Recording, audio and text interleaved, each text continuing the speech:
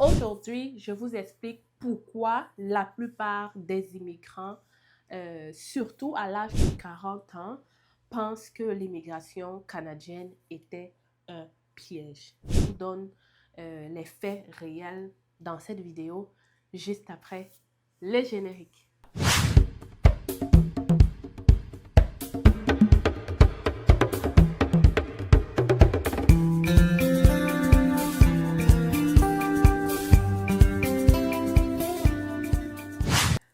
Lorsque ces immigrants entrent dans ce pays, ils viennent avec des ambitions, avec des objectifs, et plus tard, il se trouve difficile pour eux de les atteindre. Ou encore, quand ils regardent leur vie au pays, ou ils regardent leurs amis qui sont restés au pays, ils ont l'impression que ces amis-là vivent la belle vie comparée à eux. Je t'explique pourquoi. Le premier point, c'est premièrement parce qu'ils arrivent avec cette ambition de trouver un emploi facilement. Oui, ça c'est la première chose. La plupart des immigrants, quand ils atterrissent dans ce pays, ils se disent que le lendemain, on va les embaucher. Ils ont regardé des offres d'emploi sur Indeed, ils ont vu des salaires à 35 dollars de l'heure et ils se disent que automatiquement, quand ils vont arriver, mais il y a beaucoup d'emplois, on va les embaucher automatiquement. Donc, ils savaient que quand ils entrent dans ce pays, ils se rendent compte que ce n'est pas tout à fait ça. Ils se rendent compte que trouver l'emploi là au salaire qu'ils avaient vu n'est peut-être pas si évident que ça. Ça demande beaucoup on va dire, de temps. Ça demande aussi une préparation à l'avance, chose qu'ils n'avaient pas fait. Donc, ils arrivent avec leur famille et ils se retrouvent à faire des jobs qu'ils ne pensaient même jamais faire dans leur pays. Et là, ça commence à être la première chose qui les énerve. La première chose que les immigrants trouvent bizarre dans ce Canada, c'est qu'on leur avait dit qu'il y a de l'emploi, mais quand ils arrivent, ils ont du mal à travailler dans leur domaine de compétences. Ils ont du mal à être bien payés. Ils ont du mal à savoir quoi faire.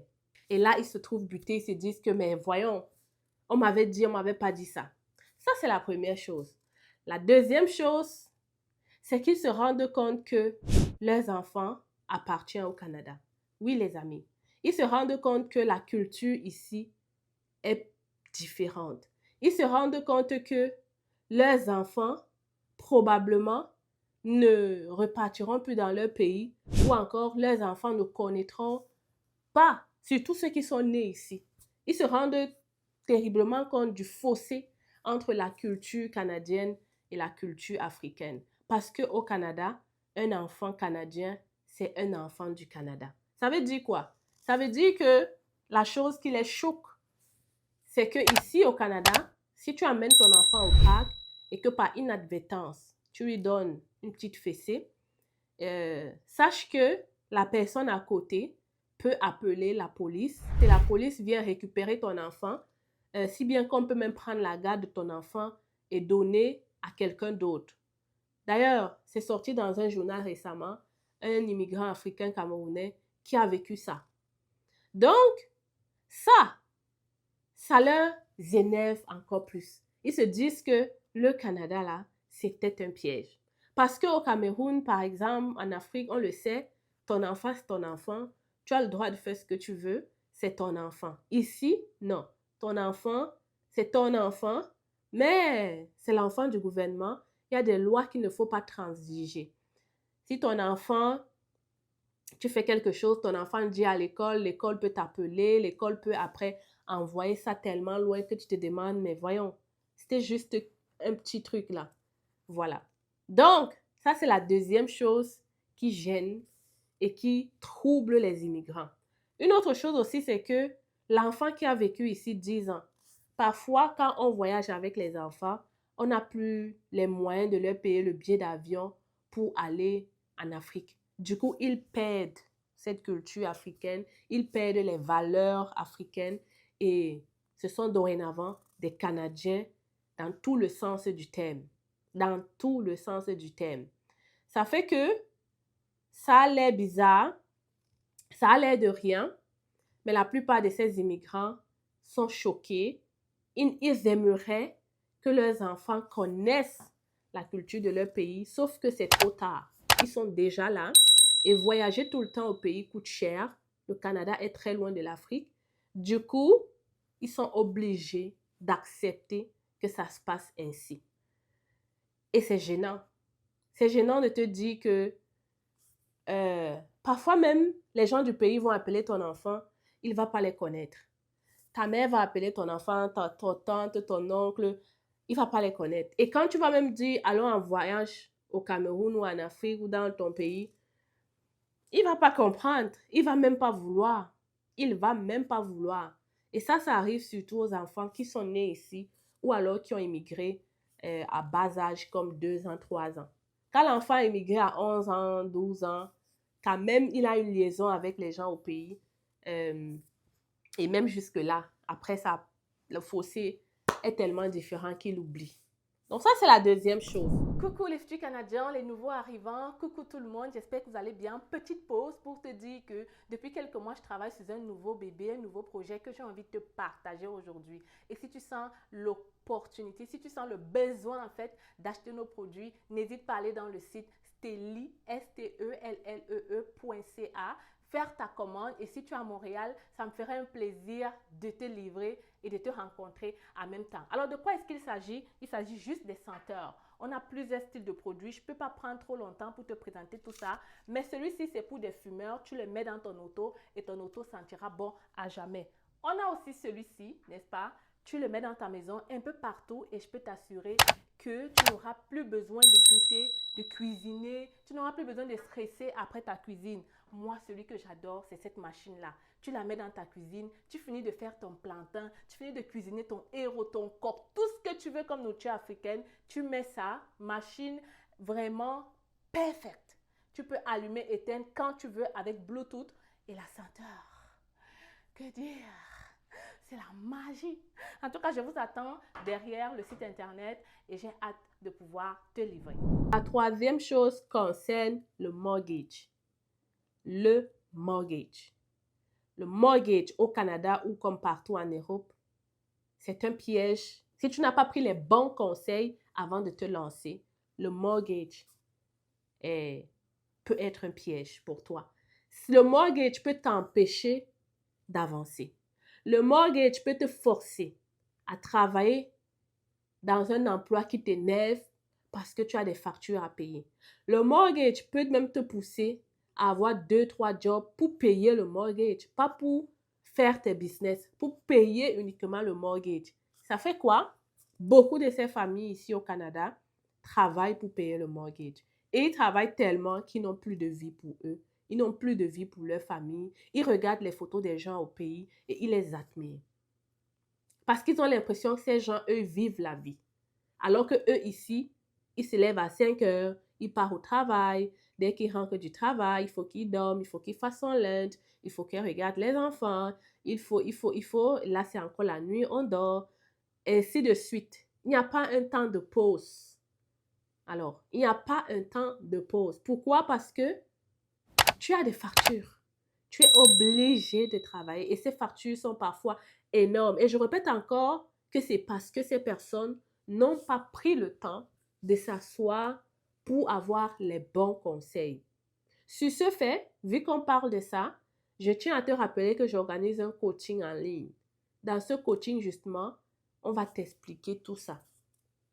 On va t'expliquer comment éviter tous ces pièges-là pour que toi aussi, quand tu te réveilles au Canada, tu n'envies pas les gens du pays. Parce que c'est possible. C'est juste que vous acceptez de comprendre qu'il faut écouter ou il faut prendre conseil. En fait, c'est ça. Donc, tu vois des gens qui travaillent. Ils ont des gros salaires. Celui au pays n'a même pas le tiers de ce qu'il touche. Mais lui, il vit une mauvaise vie. Il vit une vie triste. Il ne peut même pas s'acheter une bière tranquillement. C'est des calculs et des calculs chaque mois. Des calculs à n'en plus finir. Calcul sur calcul. Et ça leur rend triste.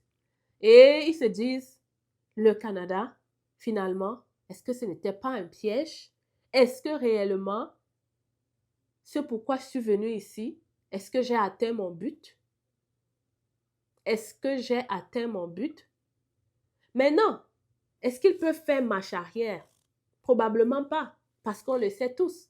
Quand tu as déjà voyagé, si tu rentres, ça va être des regards, ça va être du colportage, ça va être beaucoup de on-dit. Et même toi qui rentres, parfois c'est même encore difficile de t'acclimater. Alors ces gens préfèrent rester, mais ils restent dans la tristesse, ils restent dans le déni, ils restent là. Alors, l'autre chose aussi, c'est les taxes, c'est les impôts. On le sait, chez nous, c'est un peu moins difficile. Il n'y a pas beaucoup de taxes. Du moins, tu ne ressens pas la taxe comme ici. Il se dit que le Canada, les produits sont déjà taxés avant qu'on te vende. Donc, tu ne ressens pas la taxe. Ici, tu ressens cette taxe, tu ressens les impôts, tout est tracé. Tu ne peux pas jouer, en fait. Tu ne peux pas jouer. Quand ton revenu est de 70 000, tu es imposé, tu te retrouves à gagner 40 000 net. Ceux qui touchent 100 000 alors, au Québec, c'est près de 50%. Ça fait qu'à la fin de la journée, quand tu regardes ta paye, tu te dis, waouh, comment ça? Comment ça j'ai gagné seulement ça et tout? Et donc, tu te poses encore la question, si ce n'est pas un piège. Combien d'immigrants africains réussissent à construire une maison étant sur un emploi, concrètement, parce que les entrepreneurs, c'est complètement différent. Combien d'immigrants qui travaillent, qui ont un revenu, qui sont des travailleurs, réussissent à construire une maison? Comment est-ce qu'ils vont faire pour construire cette maison? Combien réussissent à le faire? Dites en commentaire. Dites en commentaire si ce que je dis ici n'est pas vrai. Mais moi, je vais conclure en vous disant que vous pouvez changer les choses. Oui, il y a des gens qui sont au Canada qui vivent aussi la belle vie. Il y a des gens au Canada qui vivent leur rêve canadien dans tous les sens. Il y a des gens au Canada qui se lèvent et sourient à la vie, prennent soin de leurs enfants. Il y a des gens au Canada qui ont des ménagères, des Africains. Il y a des gens au Canada qui ont des nounous. Ce sont des Africains comme toi qui ont immigré. La solution que je vais te dire, peut-être vous le savez, c'est d'entreprendre. Il n'y a que l'entrepreneuriat qui peut te faire sortir de ce gouffre-là. Mais écoutez-moi bien, je ne vous demande pas de laisser votre emploi pour entreprendre. Il y a des tactiques, il y a tout un processus que tu dois mettre en marche avant de pouvoir complètement quitter ton travail. Mais commence à y penser. Pense-y, commence à réfléchir tranquillement le soir quand tu rentres. Commence à te dire que toi aussi, tu vas sortir de là. Toi aussi, tu peux le faire. Alors les amis, voilà, c'est ce que je voulais partager avec toi. C'est ce que j'écoute souvent quand j'écoute les immigrants se plaindre du Canada. Voilà les points qu'ils détaillent. Qu'est-ce que toi tu penses? Pourquoi tu penses que le Canada est un piège? Ou alors, toi tu penses que le Canada t'a fait vraiment vivre ce que tu ne pensais jamais vivre? Tu laisses un commentaire et puis ça me ferait un plaisir de te lire et de te répondre. Tu n'es pas au courant de l'opération sans visa résidence permanente organisée par C'est Facile? Alors, si tu n'es pas au courant, laisse-moi t'expliquer. C'est facile, lance une promotion sur tous les visas de résidents permanents. Vraiment des prix imbattables, jamais vus dans notre cabinet. Tout ce que tu as à faire actuellement, c'est de nous contacter pour en savoir plus. Tu m'écris par email ou à travers ce numéro de téléphone. Les critères de sélection, vraiment, c'est le test de français, l'expérience de travail et si tu as déjà ton évaluation de diplôme. Mais si tu n'as pas tous ces documents, ne t'inquiète pas, on pourra toujours t'aider. Qu'à cela ne tienne, contacte-nous rapidement parce qu'en ce moment, c'est la fête, c'est facile. L'objectif est de permettre à plusieurs d'entre vous de réaliser le rêve canadien en 2025. Je suis avec vous. La fête est terminée, mais c'est facile. On continue, on y croit, on avance parce qu'on a envie de vous voir réaliser ce rêve.